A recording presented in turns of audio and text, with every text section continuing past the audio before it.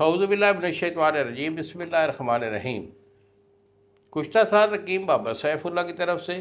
میرے تمام دوستوں کو السلام علیکم ورحمۃ اللہ وبرکاتہ۔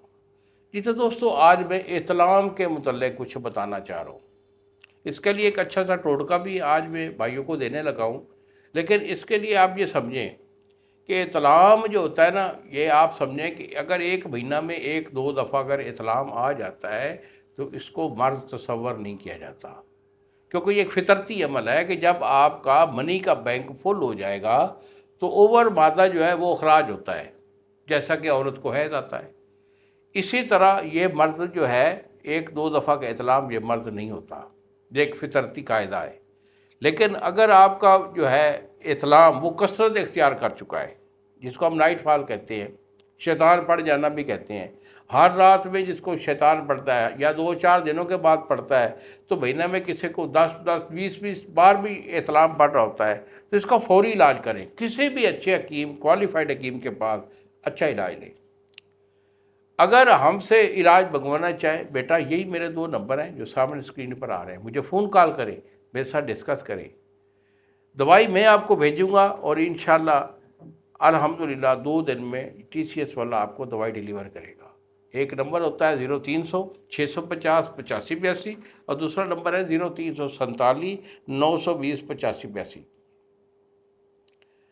اور اگر آپ کا جو احتلام ہے شروعات میں ہے تو اس کے لیے میں آپ کو ٹوٹکا دے رہا ہوں، لیکن اگر پرانا احتلام ہو چکا ہو تو ذہن میں میری بات بٹھا لیں، 2 4 5 سال کا لوگ احتلام لیے پھر رہے ہوتے ہیں اور ان کا جسم بالکل یوں نحیف ہو جاتا ہے، دماغ سن ہو جاتا ہے، پٹھے کمزور ہو جاتے ہیں، جسم کانپتا ہے، دل ان کا پھڑکتا ہے، سانس ان کا پھولتا ہے، ٹھیک ہے، معدہ ان کا خاص طور پر ڈسٹرب رہتا ہے۔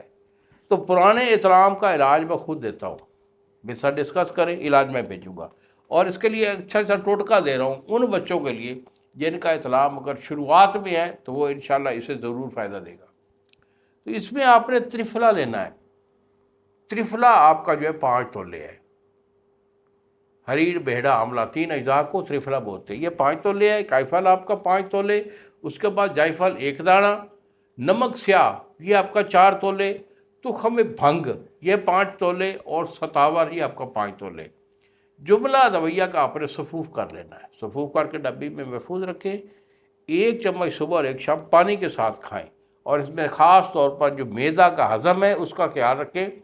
رات کو پیٹ بھر کر کھانا نہ کھائیں، کھانا کو ہضم کر کے سیں، اور اس کے بعد جو ہے نا دن کے ٹائم بھی کھانا تھوڑا تھوڑا استعمال کریں، کیونکہ معدہ اس کا میجر پوائنٹ ہوتا ہے۔ اگر معدہ کو آپ فل رکھیں گے، اس کا ہاضمہ بگڑا ہوگا تو احتلام آپ کا ہوتا رہے گا۔ انہی الفاظ کے ساتھ اجازت دیجیے بابا جی کو۔ السلام علیکم ورحمۃ اللہ وبرکاتہ۔